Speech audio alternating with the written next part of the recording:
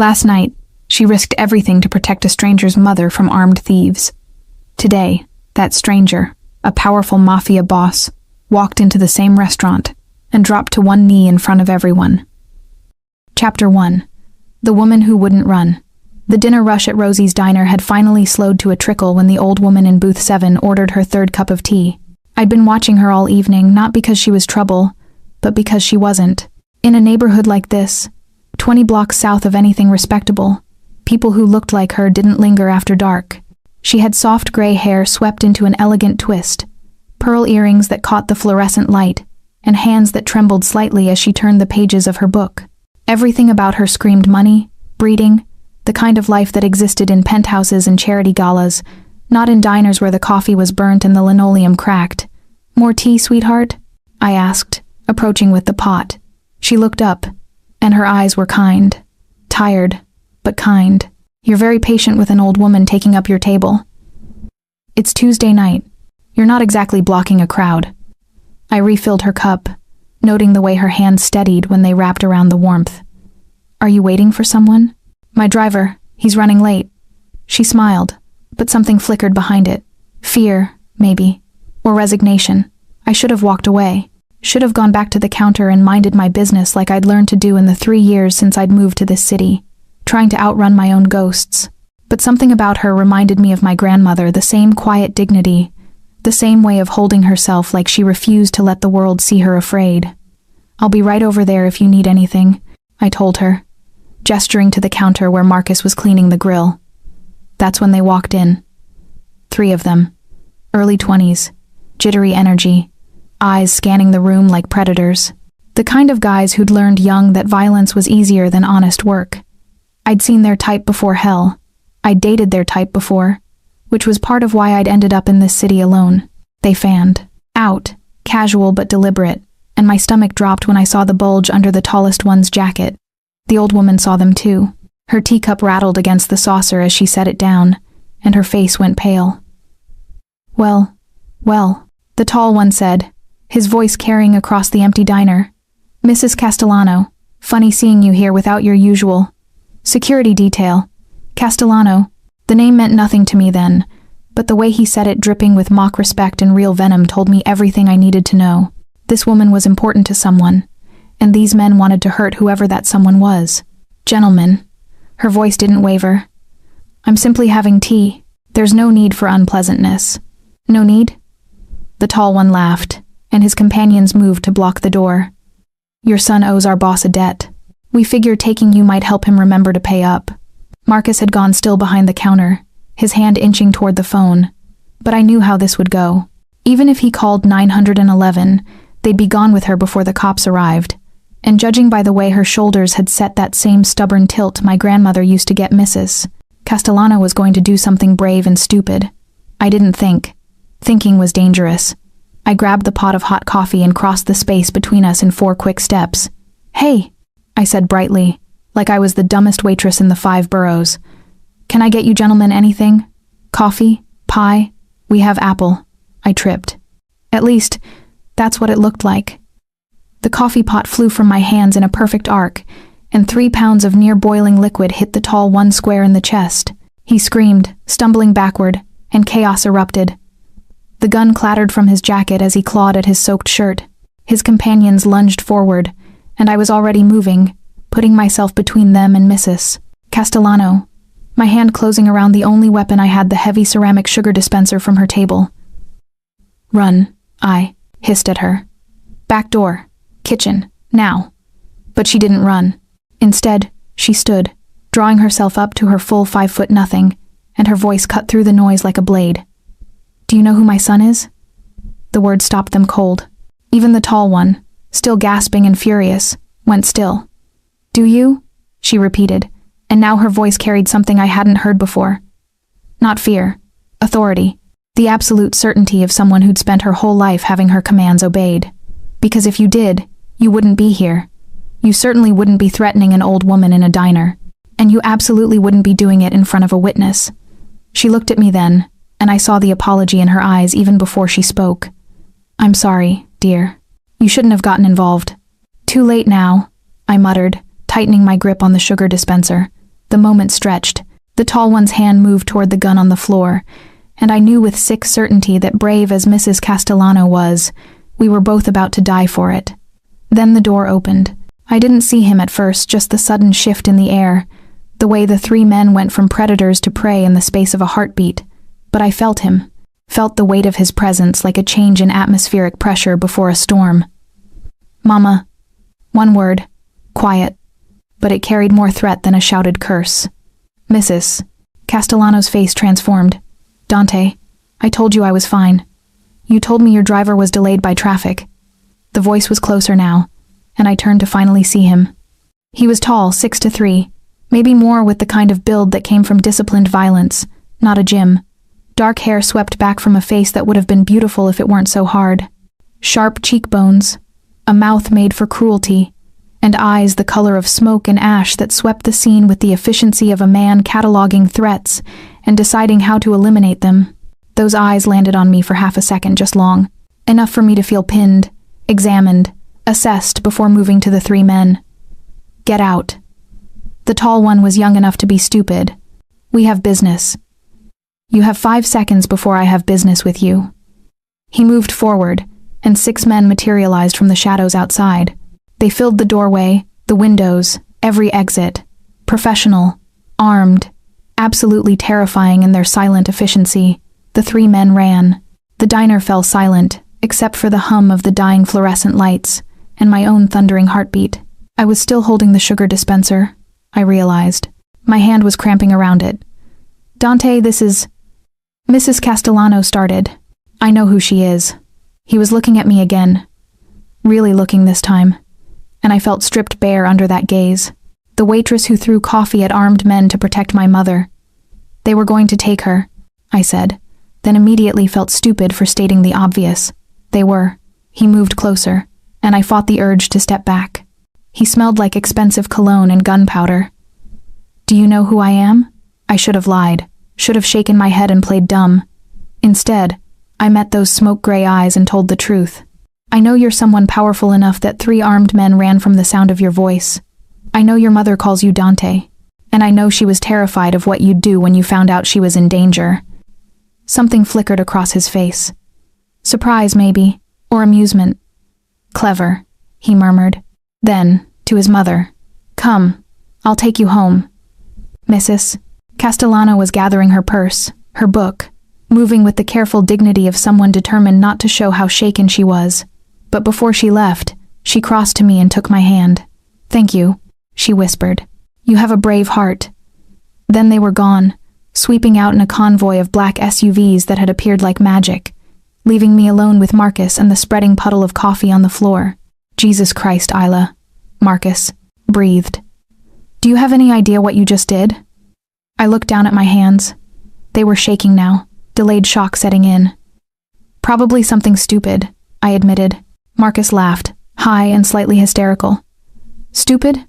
That was Dante Castellano. The Dante Castellano. You just saved the mother of the most dangerous man in New York." The name clicked then. Castellano. I'd heard it whispered in this neighborhood, seen it in news articles about organized crime that I'd scrolled past. A family that controlled everything from the docks to City Hall, that made and broke fortunes with a word, that left bodies in the river when someone forgot their place. "Oh," I said faintly. "Fuck." The door opened again. I spun, hard in my throat, but it was just one of his men younger, with kind eyes that didn't match the gun holstered at his hip. "Miss Isla Moreau?" he asked. How did he know my name? "The boss wants to see you tomorrow. 2 p.m., this address." He handed me a card, heavy cardstock with an embossed address in the financial district. "Don't be late."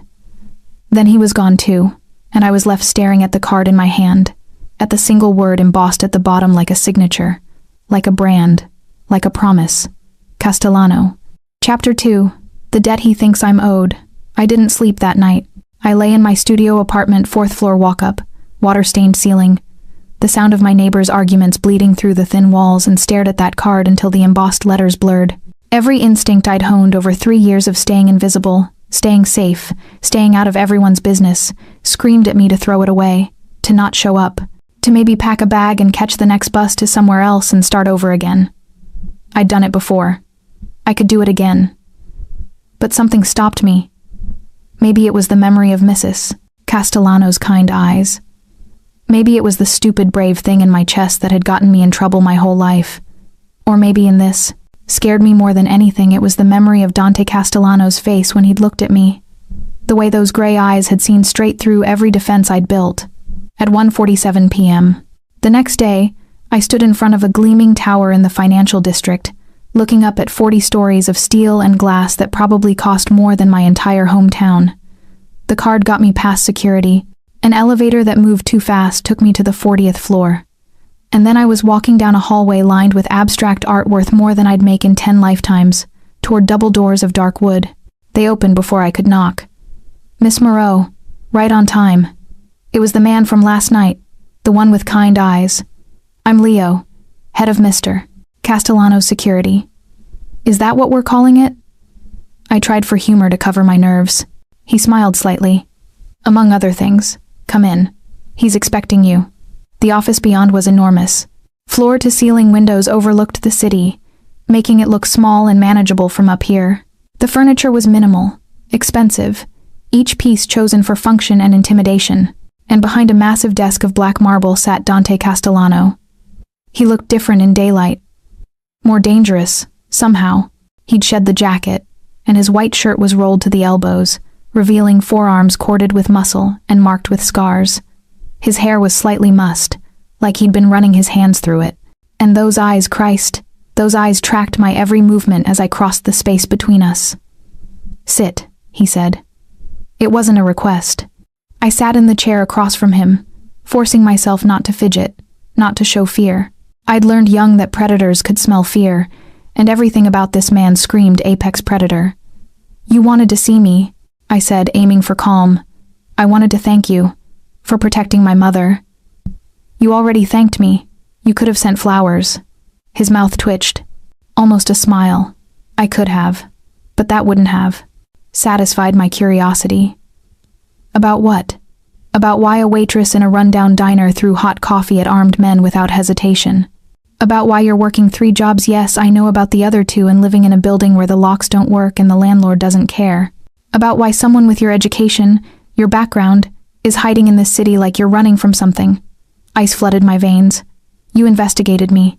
Of course I did. You involved yourself in my family's business. That makes you my business. He leaned forward, and I saw something flicker in those gray eyes. Not cruelty, curiosity. Isla Moreau, 26. Originally from Portland. Bachelor's in social work from Portland State. Worked for Child Protective Services for 2 years before you disappeared 3 years ago. No family, no close friends, no one who seems to know where you went. Just gone. My hands were fists in my lap. That's none of your concern. It is now. He stood, and suddenly the desk between us felt like no protection at all. He moved around it with the fluid grace of a fighter, leaning against the edge so he was closer, looking down at me. Let me tell you what I think, Isla. I think you're running from someone. I think you left your old life because staying would have been dangerous. And I think you've spent 3 years making yourself invisible because that's the only way you feel safe. My throat was tight. You don't know anything about me, don't I? His voice dropped, went soft and deadly. I know that look in your eyes, that constant awareness of exits, the way you watch people's hands, the way you flinch when someone moves too fast. I know it because I've seen it before. In people who've been hurt, in people who've learned that trust is a luxury they can't afford. I stood, suddenly needing to move, needing space. Why am I here? Because you saved my mother's life. Because in my world, that creates a debt. He watched me pace, his gaze, following like a physical touch.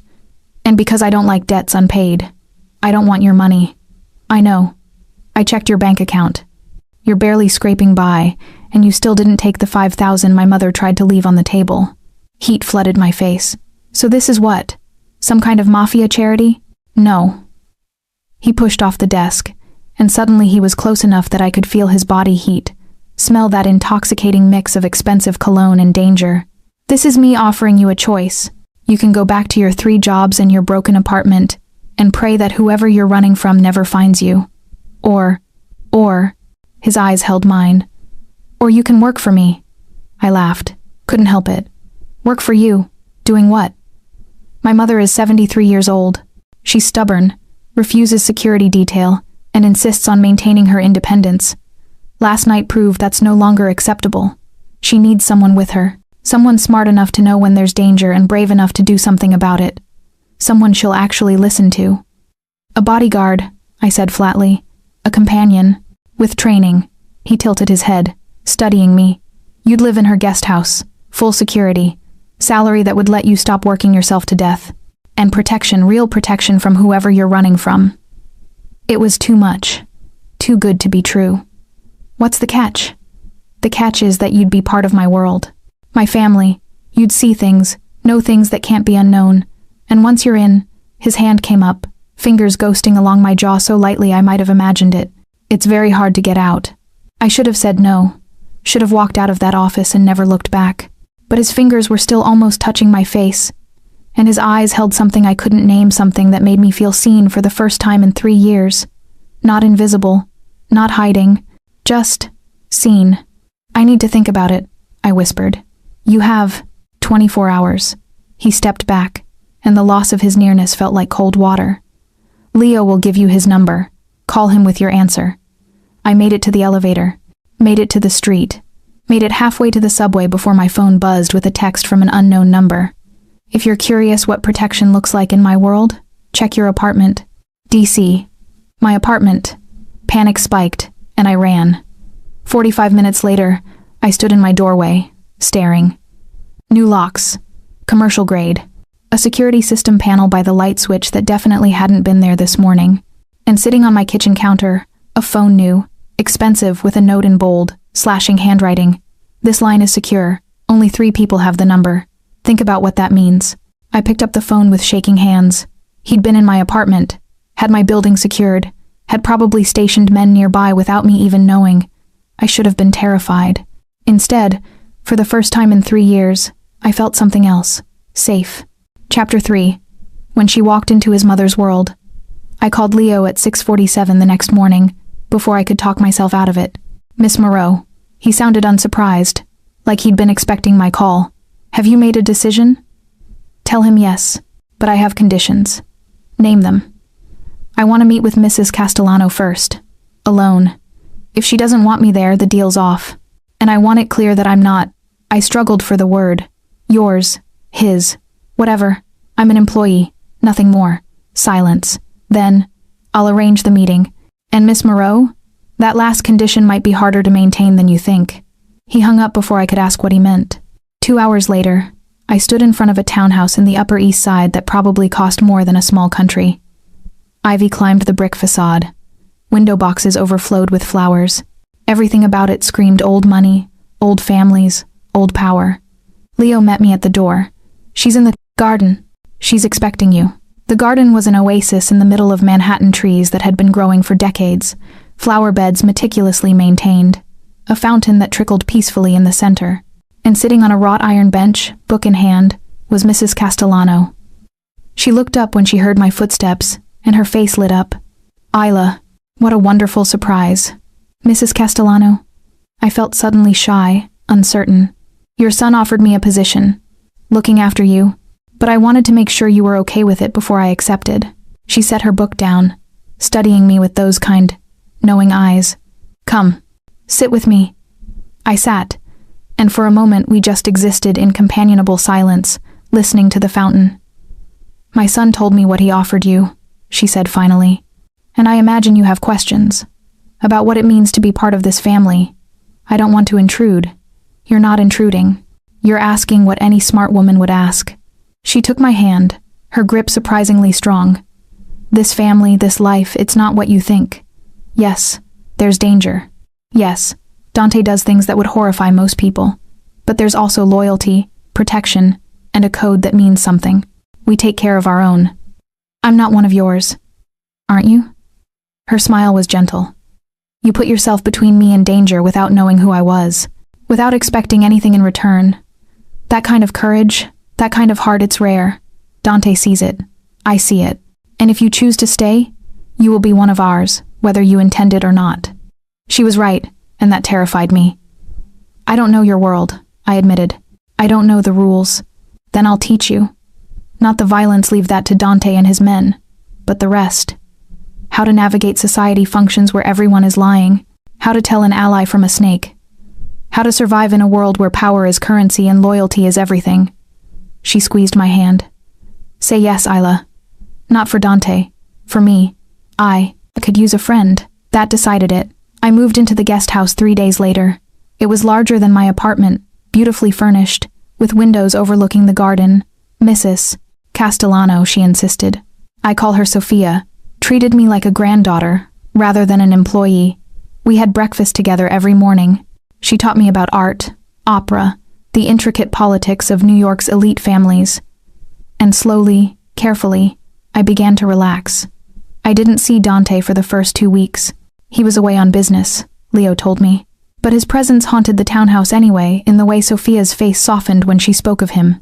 In the expensive security system that monitored every entrance, in the men who watched from a discreet distance whenever we left the house.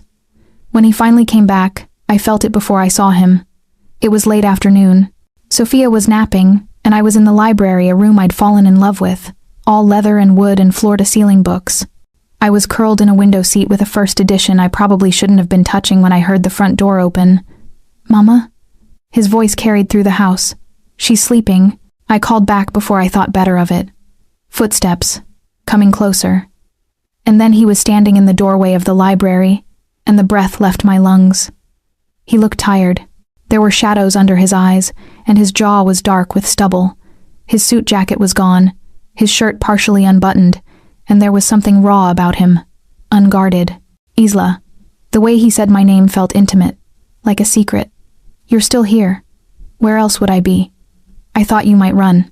Most people do, eventually, when they realize what this family really is. He moved into the room, and I was suddenly aware of how isolated we were, how quiet the house was. How is she? Good. Happy. She's been teaching me about Caravaggio. A real smile this time, small but genuine. Of course she has. Art history is her favorite, weapon against ignorance. He stopped a few feet away, close enough to touch but not touching. And you? How are you settling in? It's different, quieter than I expected. For now. But there are obligations, events, things my mother attends where she'll need you with her. His eyes searched my face. Are you ready for that? For people to see you with this family?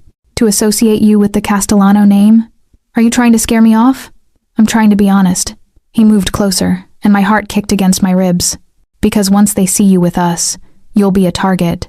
People will try to use you to get to my mother, to me. Your anonymity, your safety, it ends the moment you step into our world publicly. Then why offer me this job?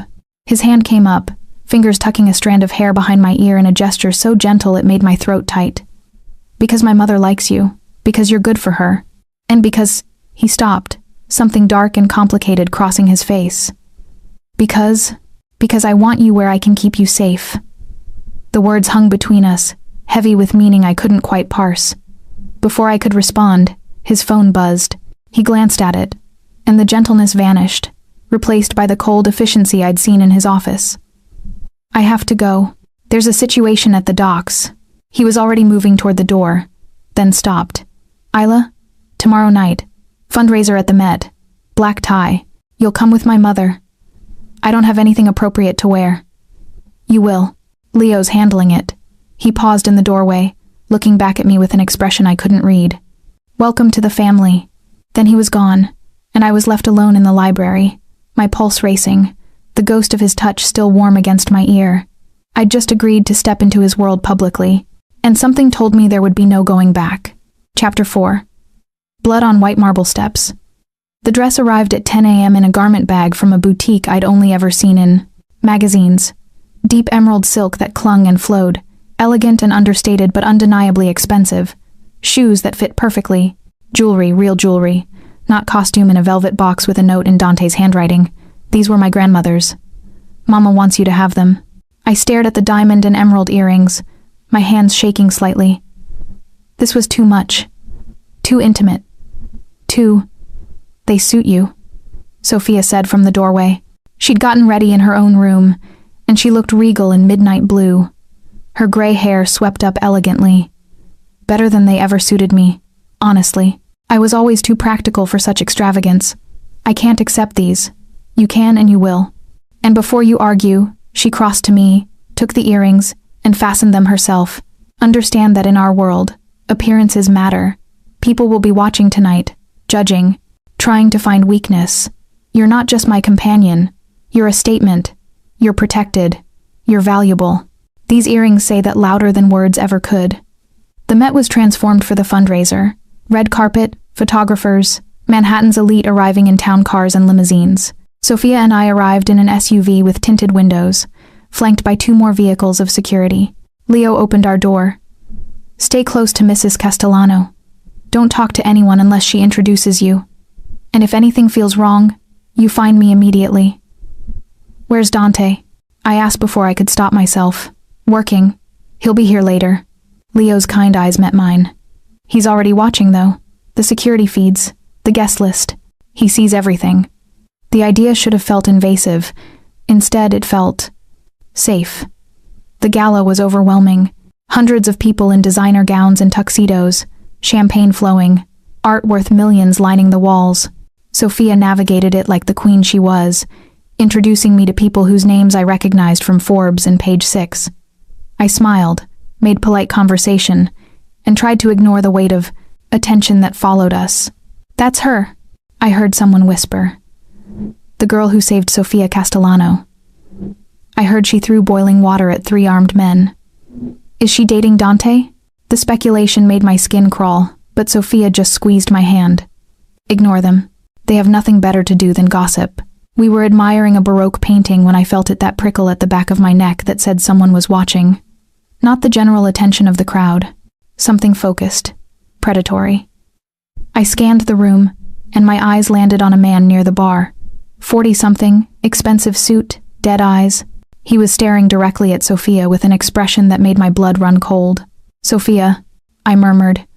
Who's the man at the bar? Gray suit, red tie. Her face went pale. Marco DeLuca. He Isla, we need to leave. Now. But it was too late. DeLuca was moving toward us through the crowd, 2 men flanking him. Everything about his approach screamed threat despite the elegant setting. Sophia. His smile didn't reach his eyes. How lovely to see you. And this must be the famous Isla Moreau, the hero of the hour. Marco. Sophia's voice was ice. My son will want to know you approached me. Your son is dealing with a fire at one of his warehouses. How unfortunate that these things always happen when he's needed elsewhere. DeLuca's dead eyes slid to me. Miss Moreau, you've made quite an impression.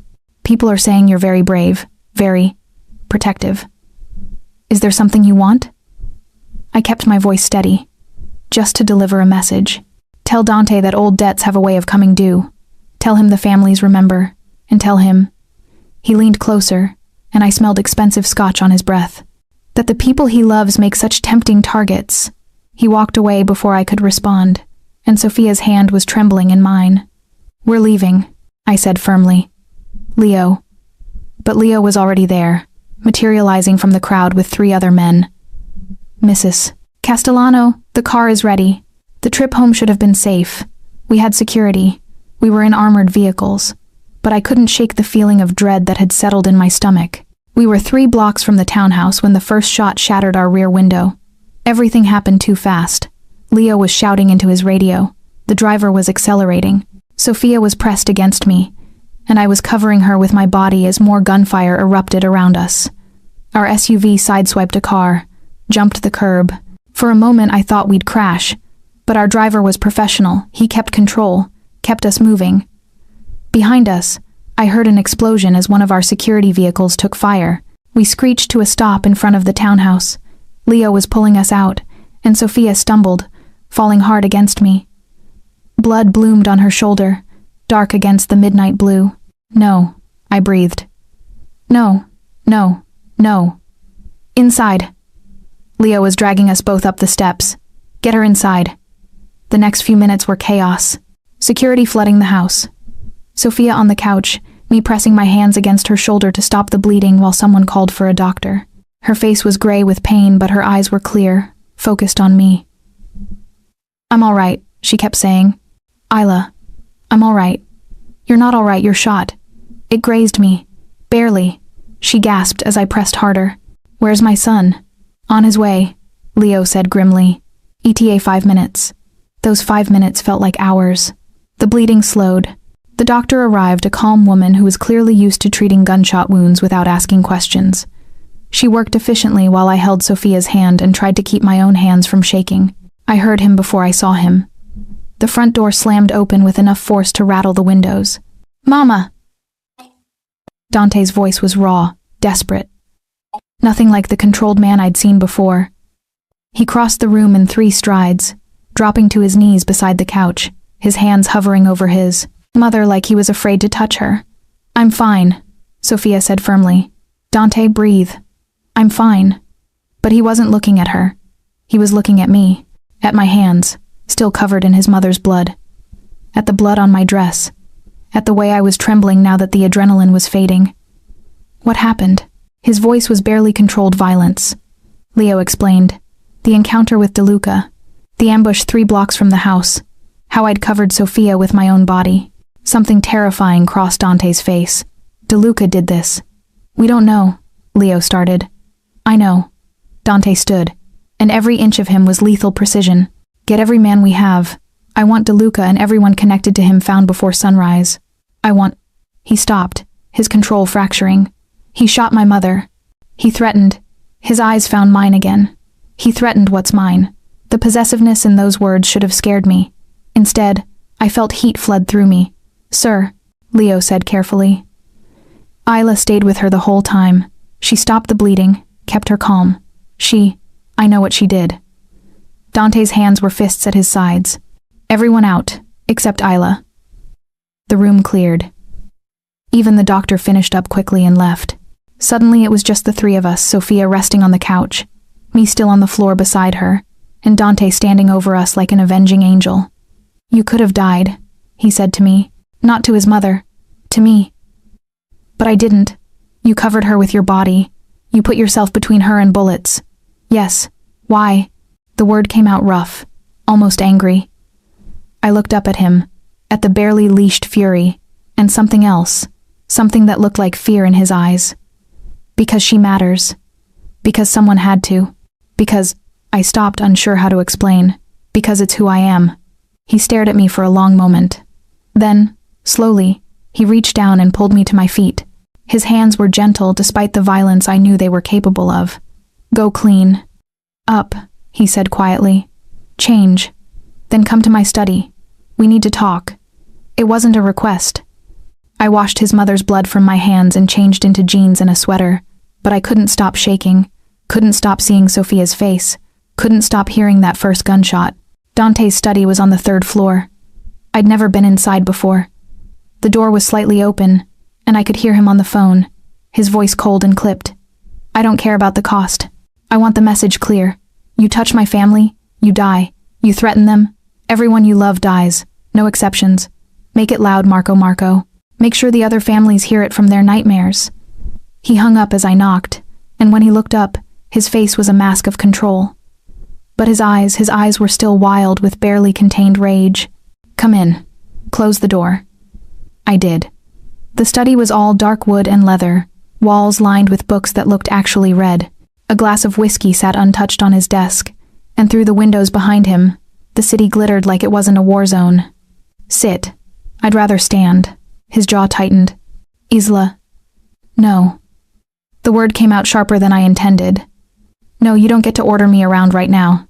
You don't get to... My voice cracked. Your mother was shot.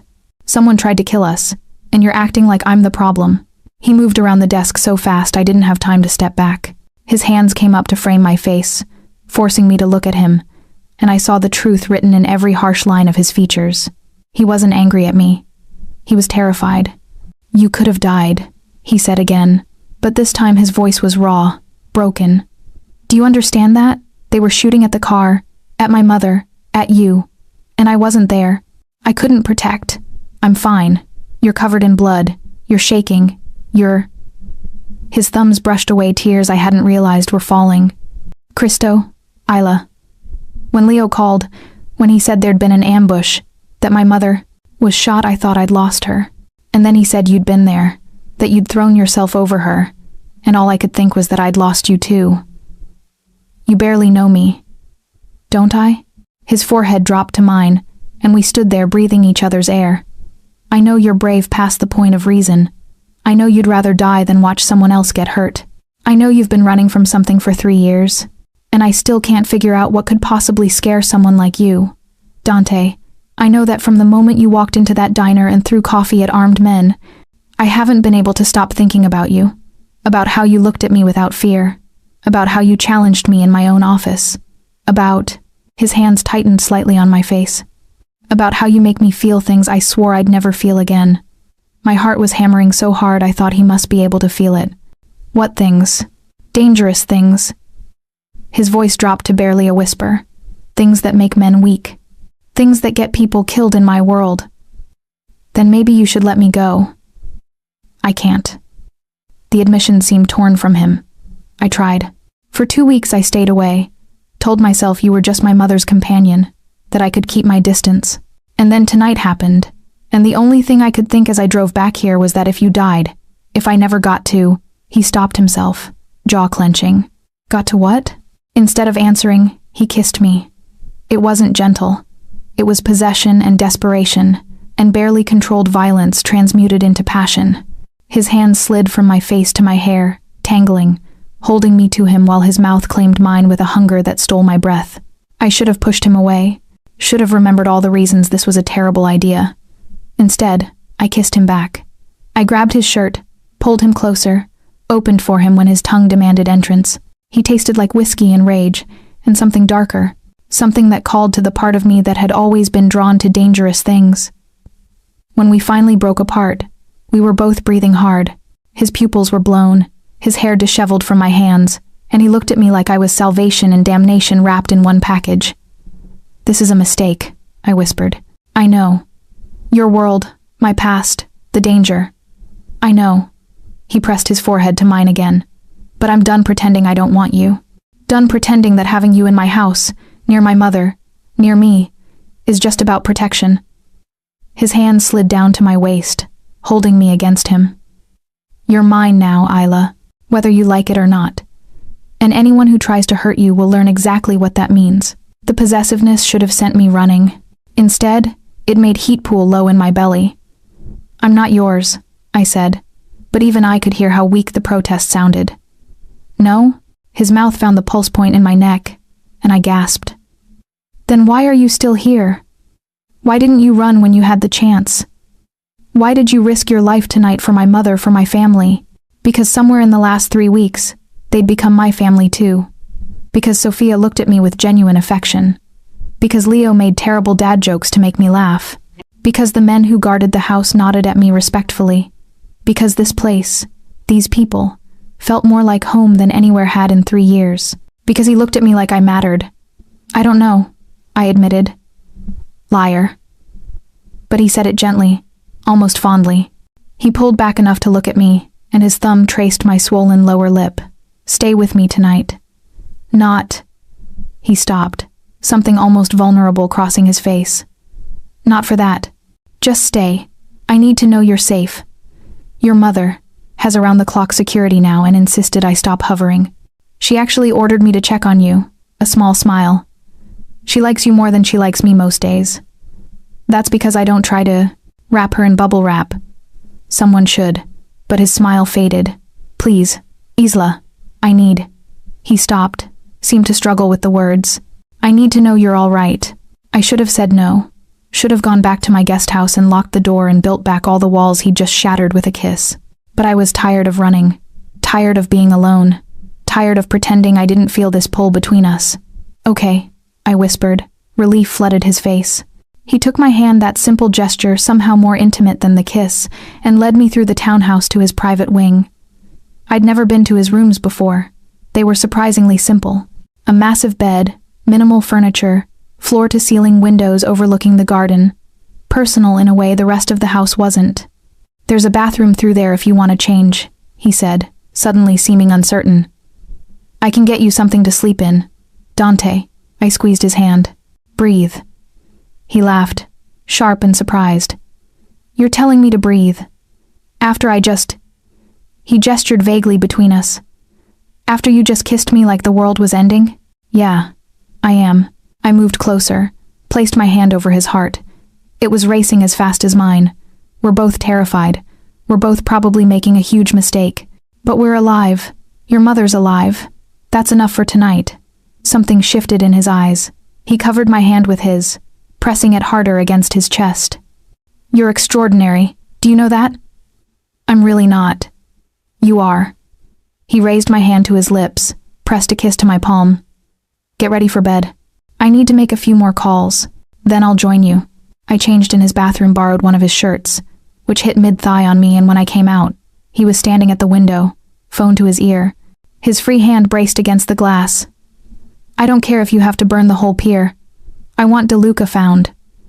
His voice was ice. And anyone who helped him? I want names, addresses, family trees. By morning, Marco. I want them by morning. He ended the call, and for a moment he just stood there, staring out at the city he controlled. Then he seemed to feel my presence.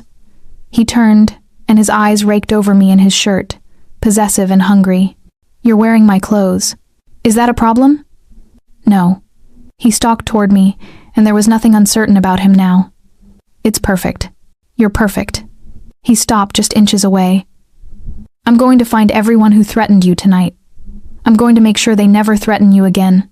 And then, his hand came up to cup my face. Then I'm going to figure out who you're running from and eliminate that threat too. You can't. I can. I will. He kissed me again.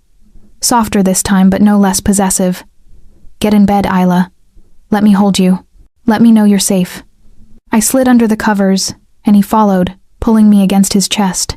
He was still dressed in his shirt and pants, but I could feel the tension in his body, the coiled violence he was keeping in check. Thank you, he murmured against my hair, for saving my mother, for being brave, for Hyde. His arms tightened. For being here.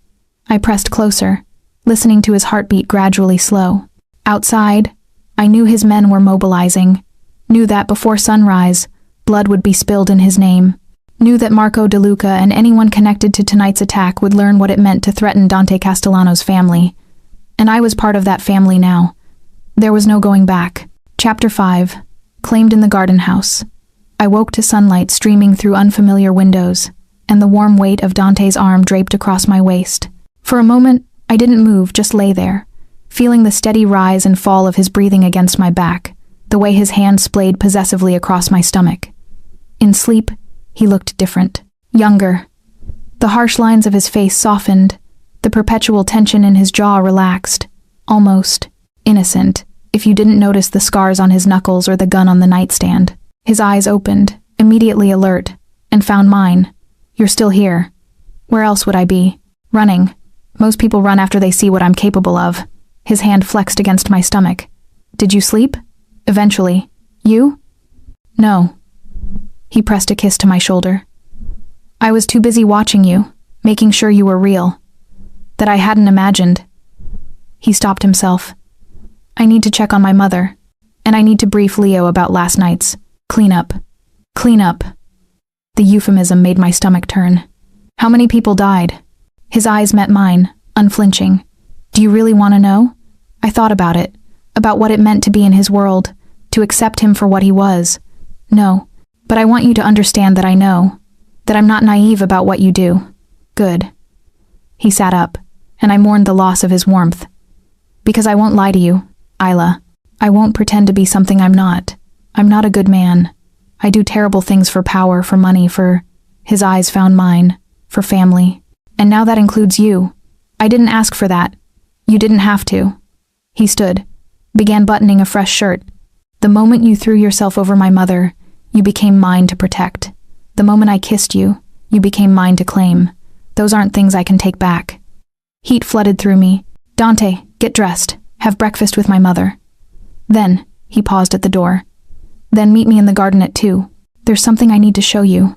He left before I could argue, and I was left alone in his bed, wearing his shirt, feeling the ghost of his hands on my skin. Breakfast with Sophia was surprisingly normal considering she'd been shot less than 12 hours ago. She was pale but composed, her arm in a sling, insisting she felt fine while the staff hovered nervously. "Stop fussing," she told them. "I've survived worse than a graze." "That's not reassuring," I muttered, and she laughed. "Dante told me you stayed with him last night." I nearly choked on my coffee. "He what?" "Don't look so shocked. This house has no secrets." Her eyes twinkled. "Well, some secrets, but not between family and Isla." Her good hand covered mine. "You are family now. That boy looks at you like you're air and he's drowning." I haven't seen him look at anyone like that since... She stopped, something sad crossing her face. "Since who?" "A story for another time. But understand this. Dante doesn't let people in. Not after well, but he's let you in. That means everything." I wanted to ask more, but Leo appeared in the doorway. "Mrs. Castellano, your doctor is here for your follow-up. And Isla." His eyes found mine. "The boss is waiting in the garden." Sophia squeezed my hand. "Go. And Isla? Whatever he shows you, whatever he tells you, remember that he's showing you because he trusts you. That's rarer than you know." The garden was quiet in the afternoon Sunday. I found Dante by the fountain, hands in his pockets, staring at the water like it held answers. "You wanted to see me," I said. He turned, and something in his expression made my breath catch. "I want to show you something. But first, I need to know, are you sure you want this? Want me? Because once I do this, once I take this step, I won't be able to let you go. I'm still not sure what this is." "Then let me show you." He held out his hand, and after a moment, I took it. He led me to the guest house, my guest house, and I was immediately struck by something different. The door had a new lock. A serious lock, commercial grade like my apartment. "What? This is yours now," he said quietly. "Your space. Your sanctuary. Even I won't enter without your permission." He pressed a key into my palm. "There's only 2 of these. You have one. I have one. No one else." I stared at the key. "Why?" "Because you need to know you have a choice. That this," he gestured between us, "isn't about me controlling you. It's about me giving you everything I have to give."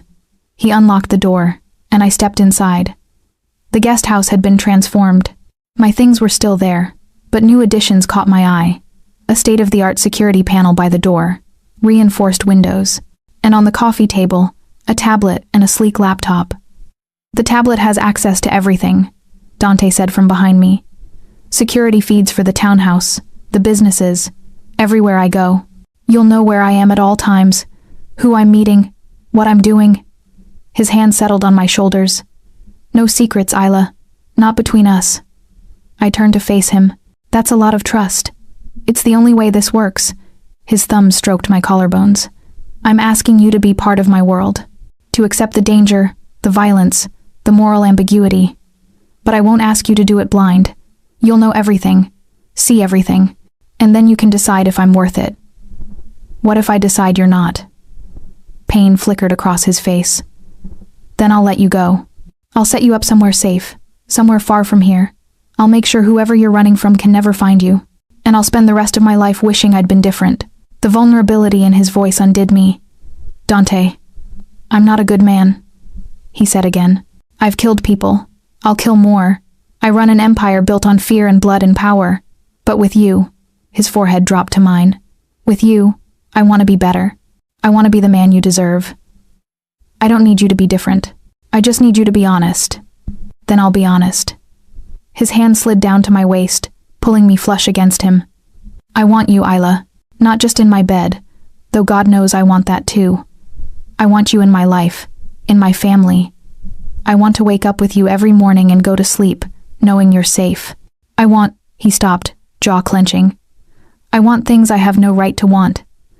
"Like what?" "Like forever." The words came out rough. "Like a future where you look at me the way my mother looks at my father's photograph. Like Christo, like everything." My heart was pounding so hard it hurt. "Your father?" "Died when I was 16, a rival family. They made my mother watch." His voice went hollow. "I killed every single one of them before I turned 18. Built this empire from blood and rage, and a promise that no one would ever threaten my family again. And then you—" His hands tightened on my waist. "You walked into my life and made me feel things I thought died with him. Made me want things I swore I'd never risk." "What things?" Instead of answering, He kissed me, slow and deep and devastating, like he was trying to pour everything he couldn't say into the press of his mouth. I kissed him back, threading my hands through his hair, pulling him closer. When we broke apart, we were both breathing hard. "Stay with me," he whispered against my lips. "Not just tonight. Stay. Be mine.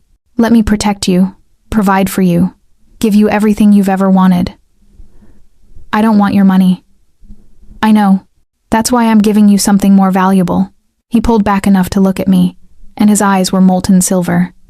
"I'm giving you truth, power, choice, the ability to see exactly who I am and decide if you can love me anyway."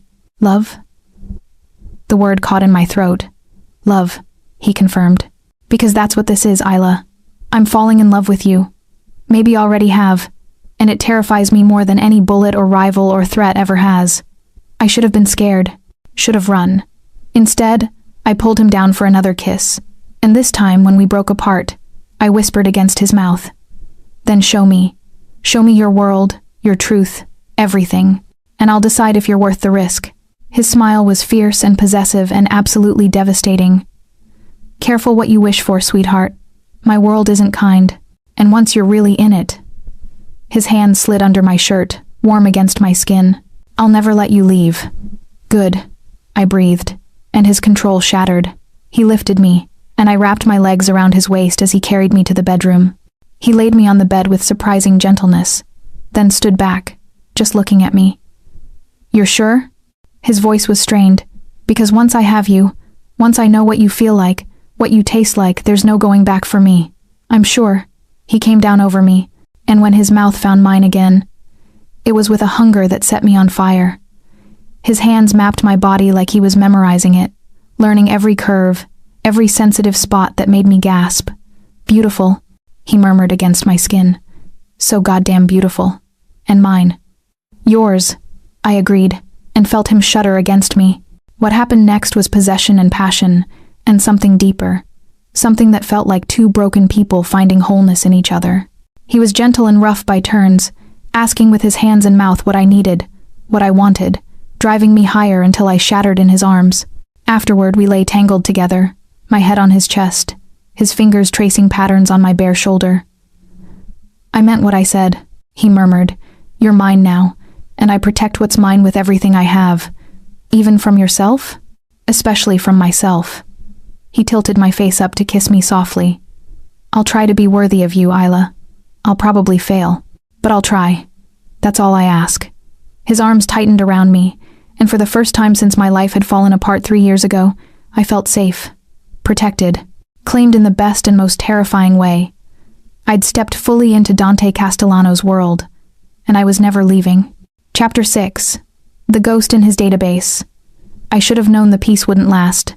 3 days. 3 perfect, stolen days where Dante showed me his world from the inside, the legitimate businesses that funded the empire, the networks of loyalty that spanned the city, the careful balance of power and fear that kept it all running. 3 days where I fell asleep in his arms and woke to his kisses. 3 days where I let myself believe we could have this. Then he found the file. I was in Sophia's study, helping her catalog a new art acquisition, when Leo appeared in the doorway. His face was carefully blank, which immediately set off alarm bells. "Isla, the boss needs you. Now." The walk to Dante's office felt like a death march. Leo wouldn't meet my eyes. The men we passed looked away, and when Leo opened the office door, Dante was standing at the window, his back to us, radiating cold fury. "Leave us," he said without turning. Leo hesitated. "Boss. Now." The door closed, and the silence was suffocating. I waited, heart pounding, for him to speak, to turn, to do something besides stand there like a statue carved from ice. "Tell me about Portland," he said finally. My blood went cold. "What?" "Portland, 3 years ago. Tell me why you really left." He turned, and his face was a stranger's face, hard, closed off, absolutely terrifying. "Tell me about Detective Marcus Hayes." The name hit me like a fist. I couldn't breathe, couldn't think, couldn't do anything but stare at him while my carefully constructed world crumbled. "How? Did you really think I wouldn't find out?" He moved to his desk, opened a laptop, turned it so I could see the screen. I've had investigators looking into your past since the day you saved my mother. They're very good at what they do. And what they found, his jaw clenched. Cristo, Isla, what they found. On the screen was a police report, photographs, news articles I'd spent 3 years trying to forget. Local social worker survives assault. Detective under investigation. Dante, please. You were his girlfriend. His voice was flat, emotionless. For 2 years, you dated a cop, a detective, and when you tried to leave him, when you finally reported his abuse, his department covered it up, transferred him, made it clear that if you pushed, if you testified, you'd be the one who ended up destroyed. Tears were streaming down my face. You don't understand, don't I? He slammed the laptop shut. You've been living in my house, sleeping in my bed, letting me fall in love with you. And you never once mentioned that you have a cop, an obsessive, violent cop who might still be looking for you. He doesn't know where I am. Are you sure? He moved closer, and I'd never seen him like this. Not cold, incandescent with rage barely held in check.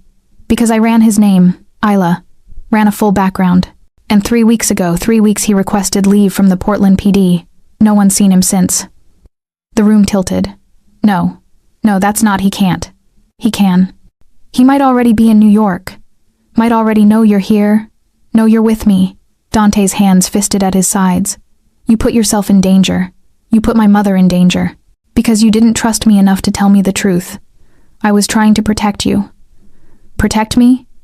He laughed, sharp and bitter. Sweetheart, I'm not the one who needs protecting. I'm not the one who ran across the country and hid for 3 years. I'm not the one whose ex-boyfriend put them in the hospital. I flinched, and he saw it. Saw the way I automatically brought my hand to my ribs where the scars were, where Marcus's boot had cracked 3 bones and punctured a lung while he told me over and over that I belonged to him, that I'd never leave, that he'd find me anywhere I ran. Something shifted in Dante's expression. The rage cracked, and underneath it was something worse. Hurt. Show me, he said quietly. What? The scars. The ones you hide. Show me what he did to you. My hands were shaking as I lifted my shirt. The scars were faded now, but still visible lines across my ribs. A constellation of cigarette burns on my stomach. The jagged mark on my side where Dante's breathing changed. His hands hovered over my skin, not touching, trembling with the effort it took not to touch. Cristo, he whispered. Cristo, Isla, how bad was it? Bad enough that I knew the next time would kill me. I pulled my shirt down. Bad enough that I left everything, my career, my apartment, my name almost, and ran. And I'm not sorry I didn't tell you, Dante. Because this, I gestured between us. This was supposed to be safe. This was supposed to be mine. And I refused to let him ruin it by bringing his shadow into your world. Safe. He said the word like it hurt. You thought you'd be safer keeping secrets? Safer lying to me about why every loud noise makes you flinch? Why you check every exit? Why you... He stopped, closed his eyes. I thought you trusted me. I do trust you, but this wasn't about trust. This was about survival, about not letting him take anything else from me. I moved closer, needing him to understand. You said it yourself, you protect what's yours. Well, I protect what's mine too, and that includes the life I built here, the person I'm becoming, and... My voice broke, and you... His eyes opened, and they were tortured. You should have told me. Maybe, probably, but I didn't. And now we're here, and you have a choice to make. I lifted my chin even though I was terrified. You can throw me out. Set me up somewhere like you promised. Make sure I'm safe and wash your hands of me. Or you can do what you do best. I stepped into his space, put my hand over his heart. You can eliminate the threat. You can find Marcus Hayes and make sure he never hurts anyone again. And then you can forgive me for not trusting you sooner, and we can move forward. He stared at me for a long moment. Then his hands came up to frame my face, his thumb brushing away my tears. Do you know what it did to me? He asked quietly. Seeing those police reports? Reading the hospital records? Knowing what he did to you and that I wasn't there to stop it? You didn't know me then, but I know you, now. And I will end him, Isla. Not just because he hurt you, though that alone is enough, but because, as long as he's alive, you'll never truly be free. You'll always be looking over your shoulder, always be afraid. His forehead dropped to mine. I told you I'd protect you. That includes protecting you from your past. Dante, I'm furious with you for keeping this from me, for taking risks I can't calculate because I didn't have all the information, but..." His hands tightened on my face. "But I understand why you did, and I'm even more furious that you had to. That someone hurt you so badly you learned that secrets were safer than trust. I'm sorry. Don't be. Just promise me no more secrets. Not about anything. If something scares you, you tell me. If someone threatens you, you tell me. If you want to leave, if you regret this, if any part of being in my world becomes too much." His voice roughened. "You tell me. Capish? Capish?" I pressed closer. "What are you going to do? About Hayes?" His smile was terrifying. "I'm going to find him. I'm going to make sure he understands exactly what happens to men who put their hands on what's mine. And then I'm going to erase him from existence." The cold certainty in his voice should have scared me. Instead, I felt a weight I'd carried for 3 years start to lift. "There's more," he said, pulling back to study my face. "The investigators found something else. Want to guess what?" I shook my head, throat tight. "Your real name isn't Isla Moreau. It's Isla Rodriguez. Moreau was your mother's maiden name." His thumb traced my cheekbone. "You changed it when you left Portland. Made yourself harder to find. Smart. I had to disappear."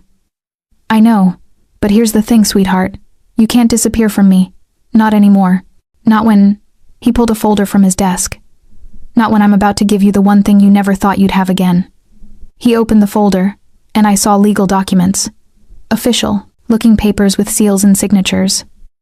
"What is this?" "Restraining order. Federal level. Marcus Hayes is hereby prohibited from contacting, approaching, or otherwise interacting with Isla Marie Rodriguez, now known as Isla Moreau." He flipped through pages.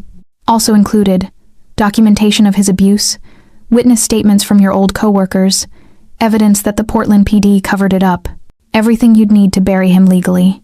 I stared at the papers. "How did you..." "I have resources. Judges who owe favors. Lawyers who don't ask questions. And a vendetta against corrupt cops." His smile was grim. "He can't touch you now. Not legally. And once I'm done..." His expression went dark. "Not ever again. You're going to kill him. Does that bother you?" I thought about it. About 3 years of nightmares. About jumping at shadows. About the scars I'd carry forever because Marcus Hayes believed love meant ownership. "No," I whispered. "It doesn't bother me at all." Something fierce and possessive flared in Dante's eyes. "Good. Because I need you to understand something, Isla. I'm not a white knight. I'm not going to give him a fair fight, or a chance to explain. When I find him, and I will find him, I'm going to hurt him the way he hurt you. Worse. I'm going to make him understand what it means to touch something that belongs to me, and then I'm going to end him." He waited for me to flinch, to protest, to show some sign that his capacity for violence scared me.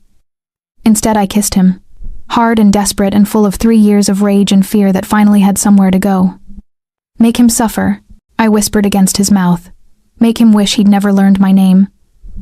Dante's control shattered. He lifted me onto his desk, papers scattering, his hands everywhere at once. "You're terrifying," he muttered between kisses. "Absolutely terrifying. And perfect. So fucking perfect." Later, when we'd both come back to ourselves, he held me close and made me a promise. He'll never hurt you again, never even see you again. This time next week, Marcus Hayes will be a memory. And you, he kissed my forehead, you'll be free. I believed him. And somewhere out there, I hoped Marcus Hayes felt the first whisper of the terror he'd taught me to live with. Because Dante Castellano was coming, and he never left debts unpaid. Chapter 7, When Monsters Collide.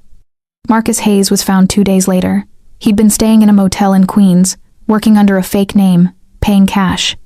Leo's team tracked him through a series of increasingly clever moves, surveillance footage, credit card trails that suddenly stopped, interviews with people who'd seen a cop asking questions about a young woman who fit my description. He'd been looking for me. For 3 weeks, he'd been systematically working through every borough, showing my picture to waitresses and bartenders and building supers. He was 60 miles from finding me. Dante told me this in his study, his voice carefully controlled, watching my face for a reaction. "How close did he get?" I asked. "Queens. He'd been working his way through diners. Another week, maybe 2, and he would have reached your old job." His jaw clenched. "We got to him first." "Is he dead?" "Not yet.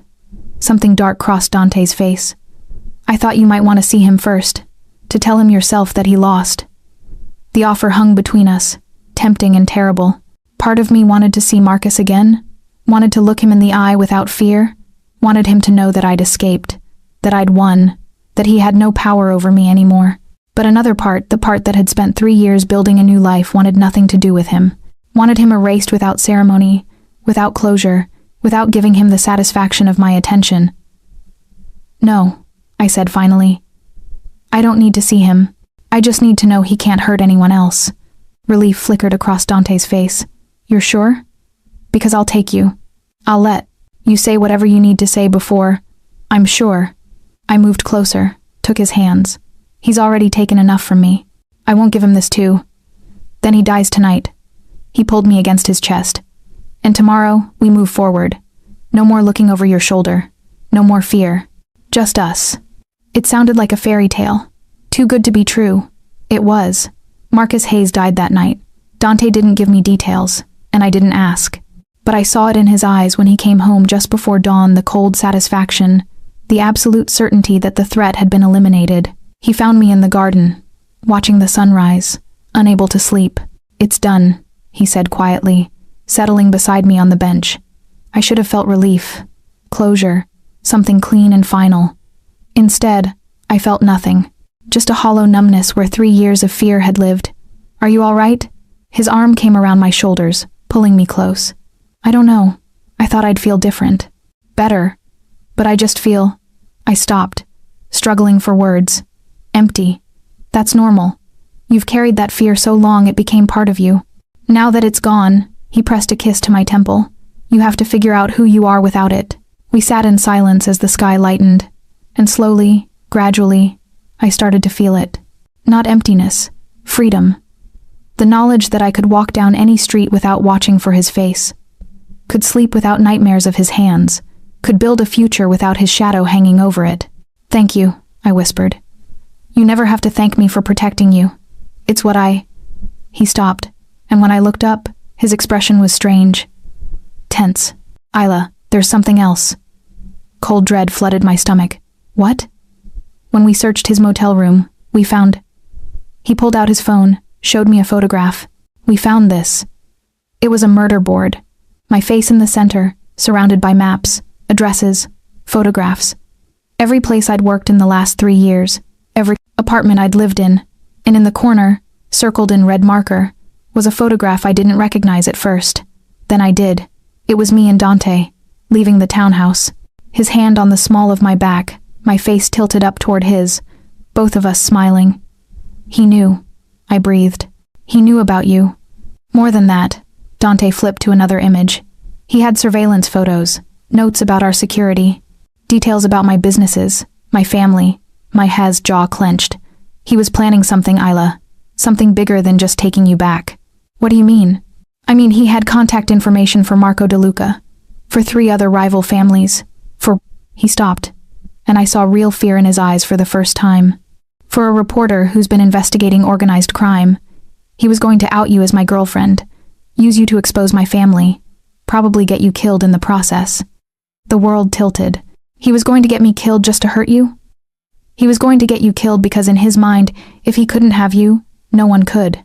And destroying the man who took you from him? Dante's hand clenched on his phone. That was just a bonus. I thought I'd understood Marcus's capacity for cruelty, but this was beyond anything I'd imagined. Not just hurting me, weaponizing me, turning me into a bomb he could detonate in Dante's world. The reporter, I managed. Did Marcus already? No, we intercepted everything. The reporter knows nothing. DeLuca knows nothing. You're safe. He pulled me closer. But Isla, if we'd waited even a few more days... He didn't finish. Didn't need to. If they'd waited, Marcus would have gone public. Would have painted me as Dante Castellano's weakness. Every rival family in New York would have seen those photographs and understood that the way to hurt Dante was through me. I'd thought I was protecting Dante by keeping secrets. Instead, I'd nearly gotten us both killed. I'm sorry, I whispered. I'm so sorry. If I'd just told you from the beginning. Stop. He tilted my face up, forcing me to meet his eyes. This isn't your fault. Hayes was a monster who would have found a way to hurt you regardless. At least this way. His thumb brushed my cheek. At least this way. I got to protect you. Got to end it before he could use you against me. But he almost doesn't count. His forehead dropped to mine. You're safe. That's all that matters. But I could see the calculation in his eyes. Could see him running through scenarios, probabilities, threats I didn't even know existed. You're going to increase security, I said. I'm going to lock this family down like Fort Knox. He stood, pulling me with him. And you're not leaving this property without me or a full security detail. Not until we're sure Hayes didn't leave any loose ends. Dante, that's non-negotiable. Steel entered his voice. You are mine, Isla. Mine to protect. Mine to keep safe. And I will burn this entire city to the ground before I let anyone hurt you. Capiche? I should have argued. Should have insisted on my independence. But the look in his eyes, the absolute certainty that he would do exactly what he promised, made something in my chest tighten. Capiche? I whispered. The next 72 hours were a whirlwind. Security teams doubled. Every person who worked in the townhouse was re-vetted. The guest house got additional cameras, reinforced doors, panic buttons in every room. And Dante barely left my side. He worked from home, took calls in my presence, had Leo bring briefings to him instead of going to the office. At night, he held me like he was afraid I'd disappear if he let go. This is too much, I told him on the third night. I'm fine. Marcus is dead. You can't put your whole life on hold because the woman I love was nearly used as a weapon against me? His arms tightened. Because I came within days of losing you? Because I realized that every enemy I've ever made will eventually figure out that you're the one thing I can't survive losing? The casual way he said love like it was fact, like it was inevitable, stole my breath. You love me, I said softly. Of course I love you. I've loved you since you threw coffee at armed men without hesitation. Since you stood in my office and called me out without fear. Since, he cupped my face, his eyes intense. Since the first moment I realized you see me not the Castellano name, not the power, not the monster everyone else sees. Just me. I do see you, all of you. The violence and the gentleness, the control and the vulnerability, the man who'd kill for his family, and the man who brings his mother tea when she can't sleep. I pressed my hand over his heart. I see all of it. And I stopped, because saying it made it real. Made this thing between us permanent and terrifying and absolutely inevitable. Say it, he demanded, his voice rough. Isla, say it. I love you. The words came out barely above a whisper. I love you, and it scares me, and I don't know how to do this without. He kissed me, deep and claiming and full of everything we'd been dancing around for weeks. You don't have to know how, he murmured against my mouth. You just have to trust me. Trust that I'll keep you safe. Trust that this, his hand pressed between us, over both our hearts, is worth the risk. What if something happens? What if one of your enemies, then I'll end them. Simple, certain, absolutely terrifying in its sincerity. Every single person who even thinks about hurting you will learn what it costs to threaten Dante Castellano's woman. I'll make examples, Isla. I'll be the monster they whisper about in nightmares. Whatever it takes to keep you safe. I believed him. And that was the most terrifying thing of all. Chapter 8. The Choice Between Worlds. The threat came exactly 1 week after Marcus Hayes died. I was in the library with Sophia, learning about Renaissance, painters, when the house erupted into controlled chaos. Men rushing to positions, phones buzzing, Leo appearing in the doorway with an expression that made my blood run cold. Mrs. Castellano, Isla, we need you in the safe room, now.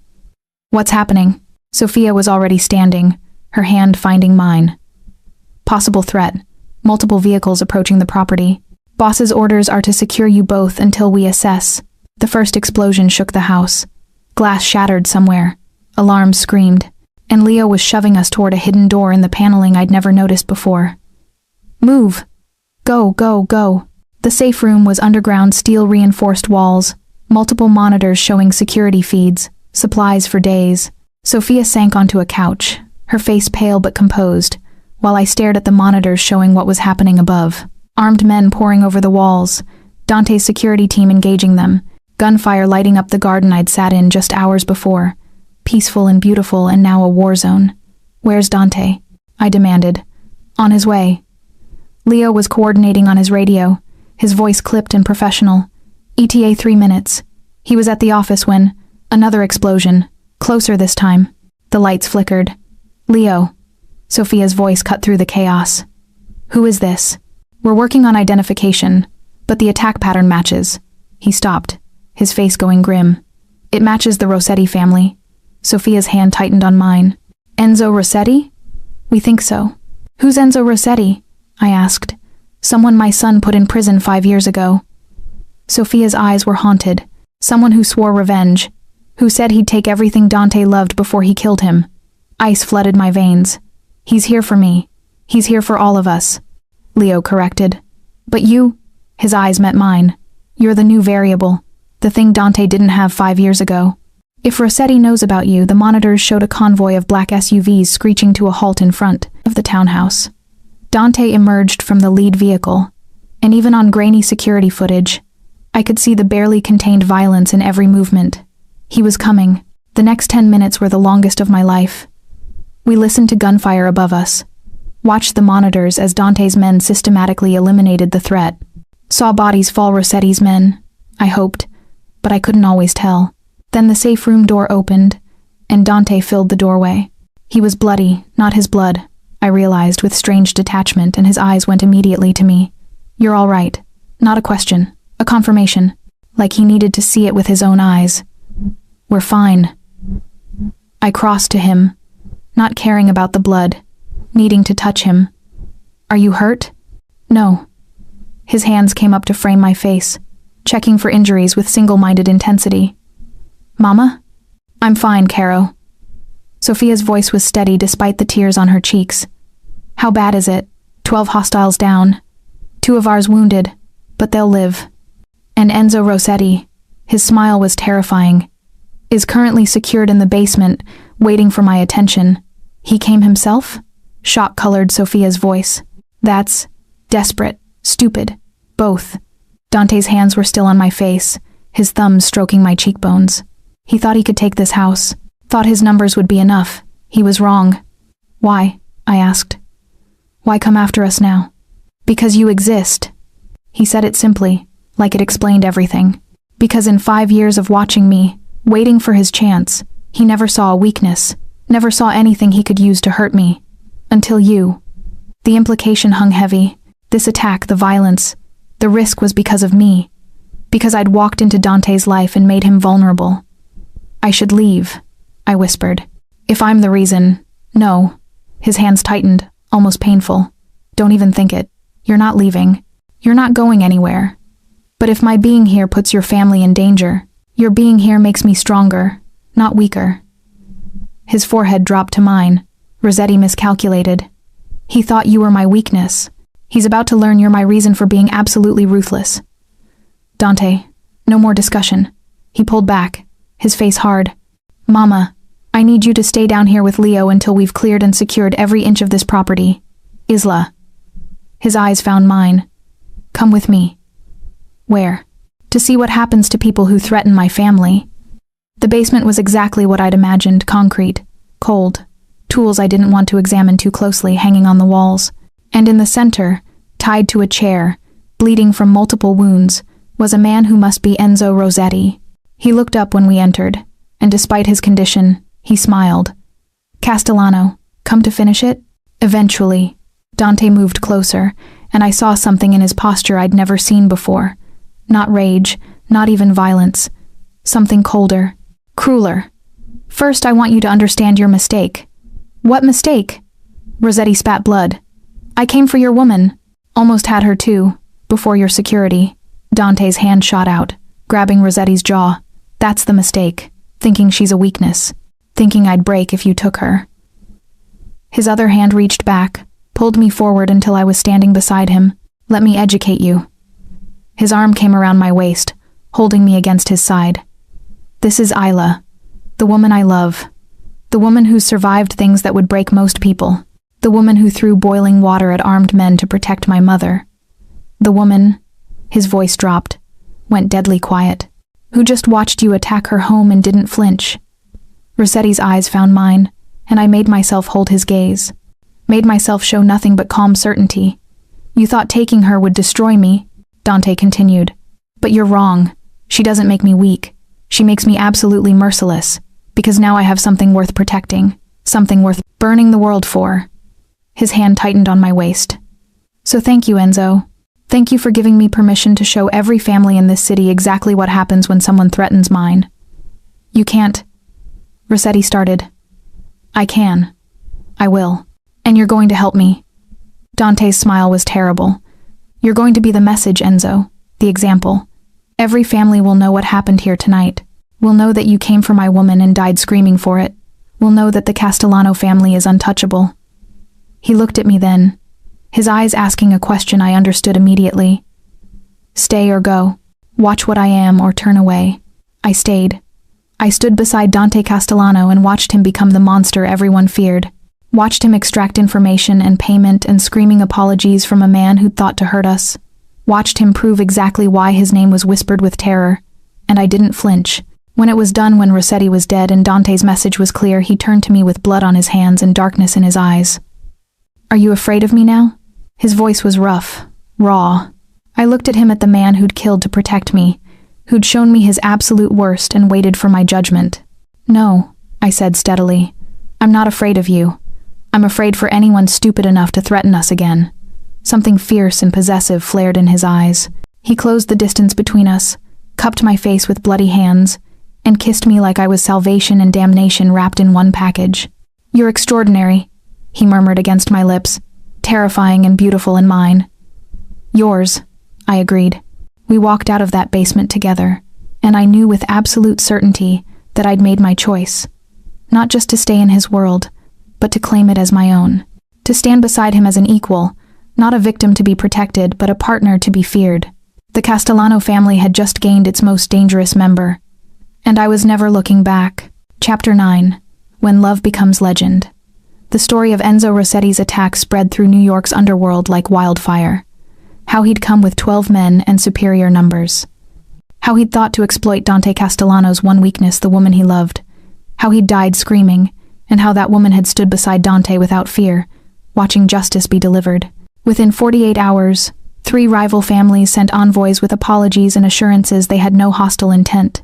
Within a week, Dante's business interests expanded into territories that had been contested for years, and within 2 weeks, I became something I'd never imagined. A legend.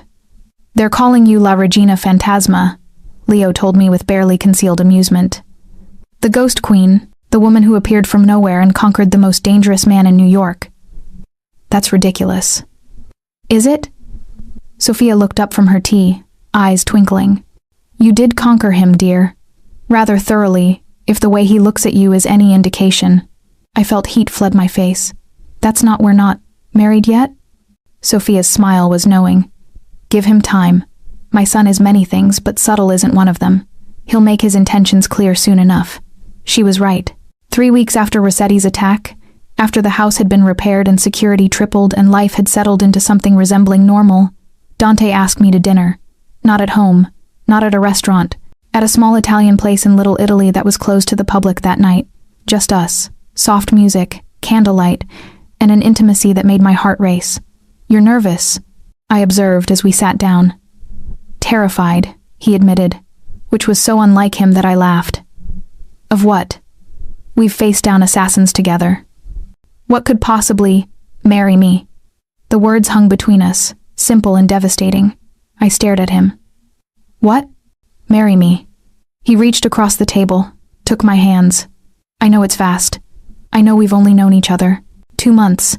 I know there are 1,000 reasons you should say no. But Isla, his thumb stroked my knuckles. I've never been more certain of anything in my life. You're it for me. The only woman I'll ever want.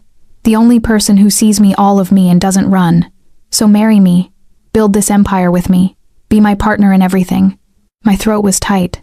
Dante, I'm not asking you to be decorative. I'm not asking you to smile and look pretty and let me handle the dangerous stuff. His eyes blazed with intensity. I'm asking you to be my equal. My queen. The person who stands beside me when I make decisions that affect thousands of lives. The person, his voice roughened. The person I trust with everything I am. That's a lot of responsibility. You can handle it. You've already proven that, He pulled something from his pocket. A small velvet box. This was my grandmother's. Mama gave it to me yesterday and told me if I didn't ask you soon, she'd do it herself. He opened the box, and I gasped. The ring was stunning, an emerald surrounded by diamonds, vintage and elegant and absolutely perfect. It matches your eyes, he said softly. At least, that's what Mama said. I just think it's beautiful, like you. Tears were streaming down my face. I should say no. This is crazy. We barely know each other. Your world is dangerous. Someone could use me against you. We could build something extraordinary. He slid from his chair, knelt beside me. Or we could play it safe and spend the rest of our lives wondering what if. Your choice, sweetheart. But know this, whether you say yes tonight or in a year or never at all, you're mine. And I'm yours. That's not changing. I looked at him, at this man who'd killed for me, protected me, loved me with an intensity that should have been terrifying. This man who'd given me freedom and safety in a family. This man who'd helped me reclaim the life Marcus Hayes had tried to steal. Yes, I whispered. Yes, I'll marry you. The smile that broke across his face was pure joy. He slid the ring onto my finger, then pulled me into a kiss that tasted like promise and forever. When we finally broke apart, I was laughing and crying simultaneously. Your mother is going to be insufferable about this. She's already planning the wedding. Has been since the day you moved in. He stood, pulled me up with him. But before we tell her, before we make this public, I need you to understand what this means. I know what it means. I'm marrying into the Castellano family. I'm accepting everything that comes with your name. More than that. He turned serious. You're becoming a target. Every enemy I have will see you as leverage. Every business deal will involve your safety. Every decision I make will factor in how it affects you. And eventually, he stopped, jaw clenching. Eventually, you'll have to decide how much of this world you can stomach. How many mornings you can wake up knowing what I did the night before. How many times you can watch me become the monster and still love me anyway. I thought about Marcus Hayes, about Enzo Rossetti, about every moment in the last 2 months where Dante had shown me exactly who he was.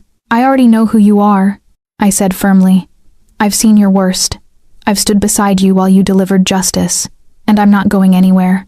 So stop trying to scare me off and kiss your fiancé. His laugh was surprised and delighted. Cristo, I love you. I love you too. Even when you're being dramatic and trying to noble sacrifice our relationship, someone has to be responsible. Well, it's not going to be me. I pulled him down for another kiss. Now take me home and make love to your future wife. His eyes went dark with heat. As you wish, La Regina Fantasma. The wedding happened 3 months later. It was held at a cathedral that had stood for over 100 years, officiated by a priest who'd known the Castellano family for 3 generations. Every major family in New York attended, some to show respect, others to assess the woman who'd captured Dante Castellano's heart. I walked down the aisle in a dress that Sophia had helped me choose, past faces that ranged from curious to calculating to openly hostile. But I kept my eyes on Dante, standing at the altar in a black tuxedo that made him look like sin and salvation combined. When I reached him, he took my hands and whispered, "You're the most beautiful thing I've ever seen. Even covered in coffee and terrified in a diner? Especially then." His smile was soft. That's when I knew. The ceremony was traditional, the vows binding. And when the priest pronounced us married, when Dante kissed me in front of everyone who mattered in his world, I felt something shift. I wasn't just Isla anymore. I was Isla Castellano, La Regina Fantasma, the woman who'd walked into danger and come out holding the hand of the city's most dangerous man. At the reception, Sophia pulled me aside, tears in her eyes. You've given him something I thought he'd lost forever. Hope, joy, a reason to be more than just the family name. She hugged me tight. Thank you for loving my son. Thank you for raising someone worth loving. Leo cornered me later, during the dancing. Just so you know, the boss increased your security detail again, and instituted a new protocol where any threat against you is treated as a threat against him personally. That seems excessive. That seems like a man in love. Leo's smile was fond. Take care of him, Isla. He acts tough, but you're his weak spot. Then I'll make sure no one can use that against us. That's my queen. He bowed. Actually bowed, and walked away laughing. Later, much later, when the guests had left, and it was just us in the back of a limousine heading to the airport, Dante had planned a honeymoon he refused to tell me about. He pulled me onto his lap and just held me. "What are you thinking?" I asked. "That's 6 months ago I thought I had everything. Power, money, respect. And now I realize I had nothing." His hand found mine, fingers threading through mine, our wedding bands catching the light. "You're everything, Isla. My whole world. And I will spend the rest of my life making sure you never regret choosing me." "I won't regret it. Even when you're infuriating. Even when you're overprotective. Even when..." He kissed me, soft and sweet and full of promise. "Even when I'm a monster?" "You're not a monster. You're a man who protects what he loves. There's a difference. To you, maybe. The rest of the world sees. I don't care what the rest of the world sees." I cupped his face, made him look at me. "I see you, Dante. All of you. And I choose you. Every day, for the rest of my life, I choose you." His arms tightened around me, and in the darkness of the limousine, surrounded by security and danger, and a world that would never truly be safe, I felt more protected than I ever had, because I'd found my home, not in a place, but in a person, and nothing would ever take that from me again. Chapter 10. Forever tastes like espresso and promises. 6 months into our marriage, Dante dragged me out of bed at 6 a.m. on a Saturday with absolutely no explanation. "Where are we going?" I demanded as he tossed me clothes. "You'll see. Trust me. The last time you said that, we ended up in Sicily with your uncle teaching me how to make pasta from scratch for 8 hours. You loved it." I loved the pasta. The 8 hours of his commentary on our sex life? Less so. Dante's laugh was unrepentant. "He's 83 and bored. What else is he gonna do?" We drove through the city as it woke up, Dante's hand warm on my thigh, our security following at a discreet distance. And when we finally stopped, I recognized the street immediately. "This is Axe, where it all started." He killed the engine, looking at the building that housed Rosie's diner. "Come on." The diner wasn't open yet, but the door was unlocked. Inside, Marcus, the cook, not my ex, was prepping the grill, and the morning waitress, Danielle, was setting up tables. They both looked up when we entered, and their faces broke into grins. "There she is," Marcus called. "Our local hero." "Stop." But I was smiling as I hugged them both. "What are you doing here so early?" "Your husband called," Danielle said, her eyes sparkling. "Said he had a special request." I looked at Dante, suspicious. "What kind of special request?" "The kind where I buy out the diner for the morning." He guided me to booth 7, the same booth where Sophia had been sitting that night. "And where I remind you how far we've come." 2 cups of tea appeared, delivered by Marcus with a theatrical bow, and then it was just us, sitting across from each other in the worn vinyl booth, morning light streaming through windows that had witnessed the beginning of everything. "Why are we here?" I asked softly. "Because I wanted to show you something." He reached into his jacket, pulled out a folded piece of paper. "This arrived yesterday. From the Portland Police Department." Ice flooded my veins. "What? It's not bad, look." He unfolded it, slid it across the table. It was an official letter, an apology for the mishandling of my case, an acknowledgement that Detective Marcus Hayes had been corrupt, abusive, and protected by a system that failed me, and at the bottom, a statement that a full investigation had been opened, that others he'd hurt were coming forward, and that his case would be used to reform how domestic violence was handled within the department. "You did this," I whispered. "I made some calls, applied some pressure, reminded certain people that corruption has consequences." His hand covered mine. "But the women coming forward, the ones demanding justice? That's not me, that's you. Your courage. Your refusal to stay silent. You started something, Isla." Tears blurred my vision. "I can't believe it. You're changing things. Not just in my world, but in the real world too." He squeezed my hand. "I'm proud of you." We sat in silence for a moment, and I let myself feel it. All of it. The closure, the vindication, the knowledge that Marcus's legacy would be justice, instead of continued abuse. "There's one more thing," Dante said. He looked nervous again, which immediately put me on alert. "Mama wanted me to tell you, but I told her I wanted to do it myself." "Tell me what?" "She's sick, Isla. Has been for a while. Cancer. She didn't want anyone to know. But it's getting worse, and," his voice cracked, "the doctors say maybe a year, maybe less." The world tilted. No, no, she can't. I know. His hands gripped mine almost painfully. But she's at peace with it. Says she's lived a full life. Says she's grateful she got to see me happy before he couldn't finish. I was crying now, openly, thinking of Sophia with her art books and her terrible jokes, and her fierce love for her son. What can we do? Nothing. Everything. She wants to travel, wants to see Italy one more time. Wants... He stopped, and something vulnerable crossed his face. She wants grandchildren, wants to hold a baby before she goes. Understanding flooded through me. Dante, I know we haven't talked about it. I know it's terrifying with my world, with the danger. But his eyes met mine, raw with hope and fear. I want that too, Isla. Want a family with you. Want to give Mama this one last gift. Want Cristo, I want everything with you. My hand went to my stomach, to the secret I'd been carrying for 2 weeks. The positive test I'd been waiting for the right moment to share. Then it's a good thing we're already working on it, I said softly. He stared at me. What? I'm pregnant, Dante. 8 weeks. The expression on his face was something I'd treasure forever, pure. Shock melting into joy so fierce it took my breath away. You're where... He was out of the booth, and pulling me up, his hands on my face, my waist, my still flat stomach. Are you sure? 3 tests sure. Doctor confirmed it yesterday while you were at the office. Cristo, Isla. He kissed me, deep and sweet and full of promise. We're having a baby. We're having a baby, I confirmed, laughing through tears. Your mother's going to lose her mind. My mother's going to cry for a week. He pulled back, his hands cradling my face. Are you happy? Do you want this?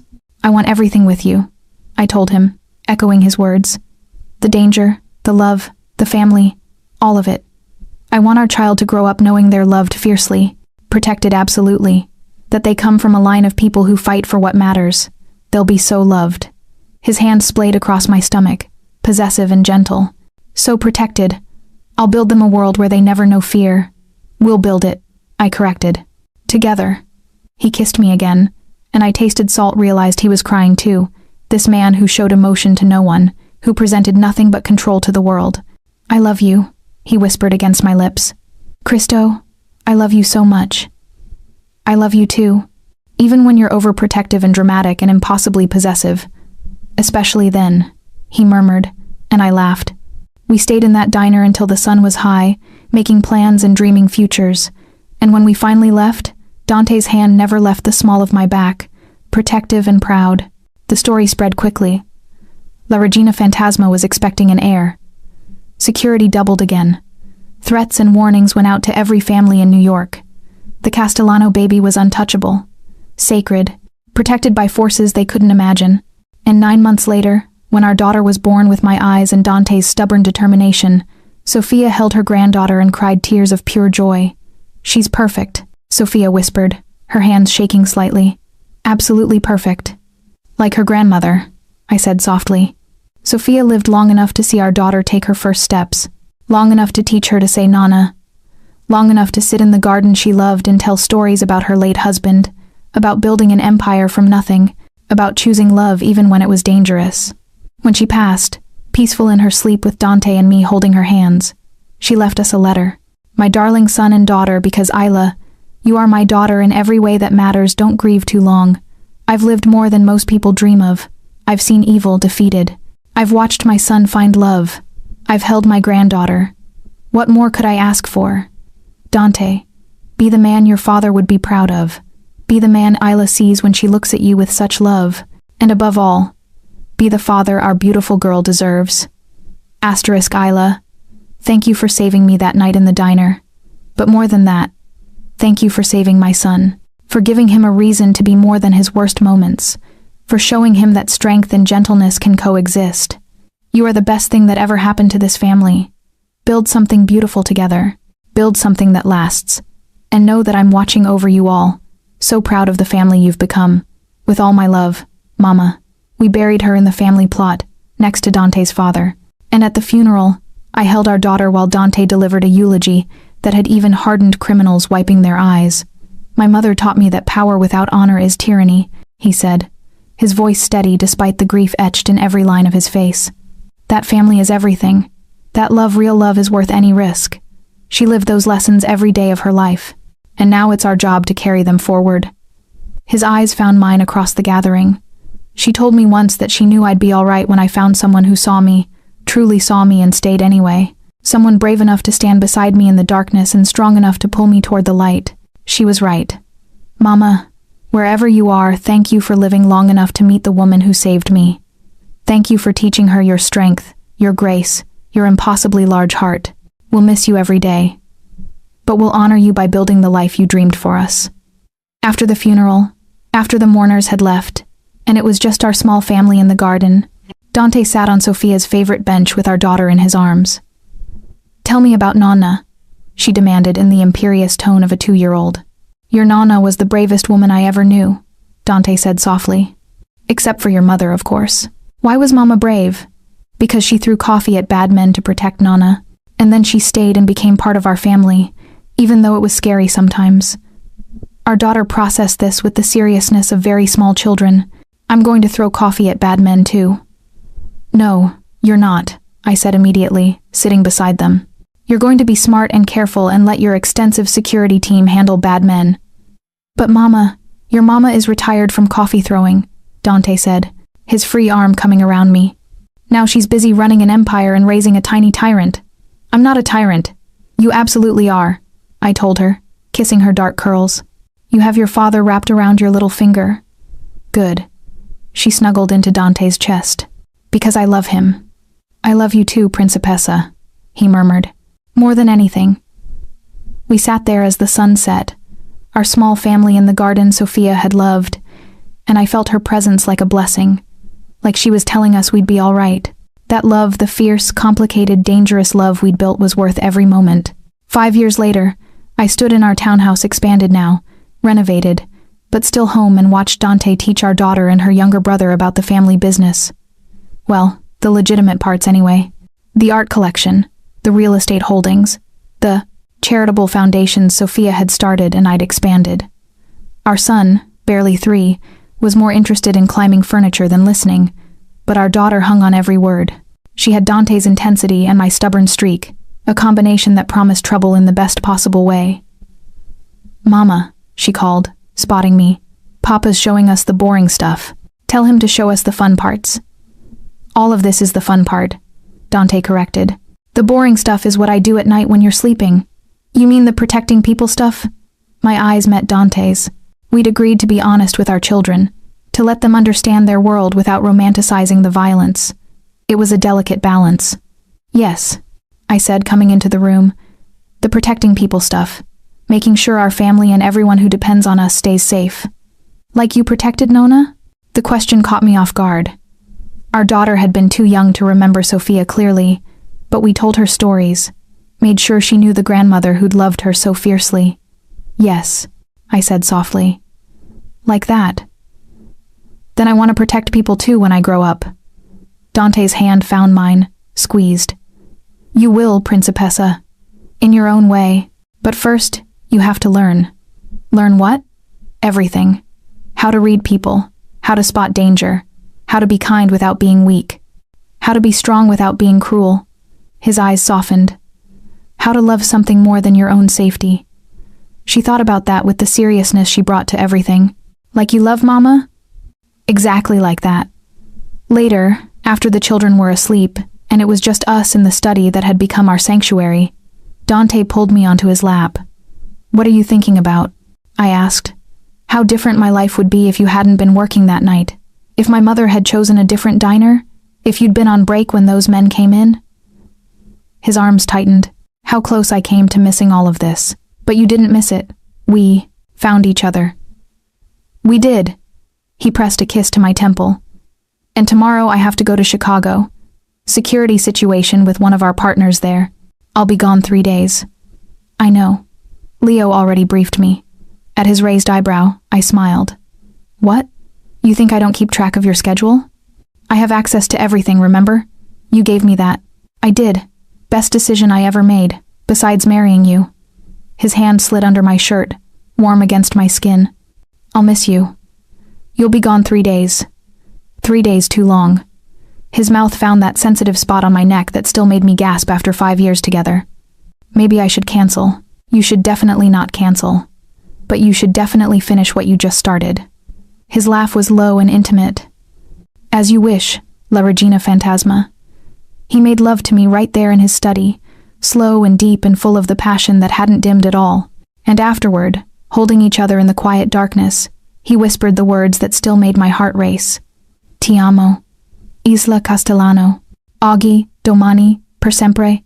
I love you, Isla Castellano. Today, tomorrow, forever.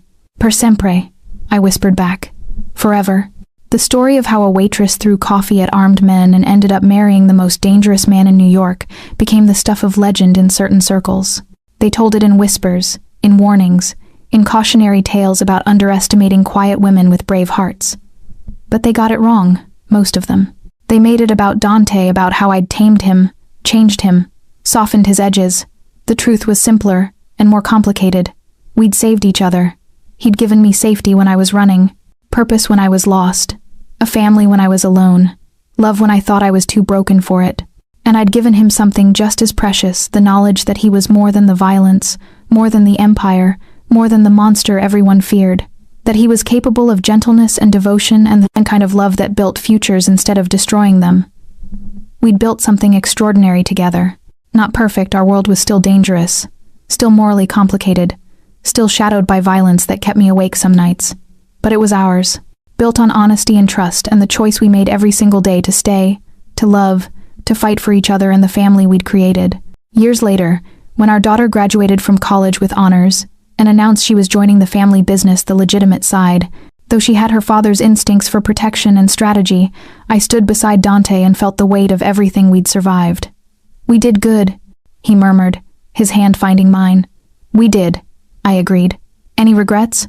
I thought about it, about the woman I'd been scared, running, broken, about the night I'd thrown coffee at armed men without thinking, about every dangerous choice I'd made since. Not a single one, I said. And I meant it, because some love stories start with coffee and end with forever. Some start with danger and end with peace. And some, the rarest, most precious ones, start with two broken people and end with a family, an empire, and a love that becomes the stuff of legend. This was ours, and it was perfect.